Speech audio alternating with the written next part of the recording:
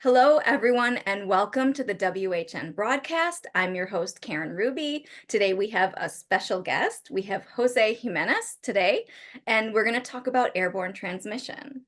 The first question we have is, how does airborne transmission work? Okay. So the airborne transmission basically means that we are going to have a virus that's floating in the air and we're going to inhale it. That's the short version. The slightly longer version is you have two people that may be talking, for example, and then the person who's infected is going to exhale some aerosols. And this is like it's going to exhale some smoke.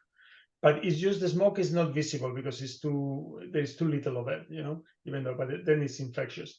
So then it's going to float in the air. And, sometimes you're talking to someone, the smoke goes to the left, to the right, but sometimes you're going to inhale it. And then some of the time when you inhale that air that has been exhaled by someone who's infected, you can then become infected yourself. That's kind of transmission in close proximity.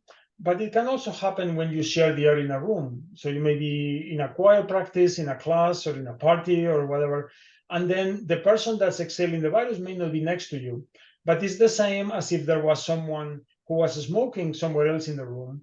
They may be exhaling the virus, and you still smell that smoke, right? And you can still get infected in that situation.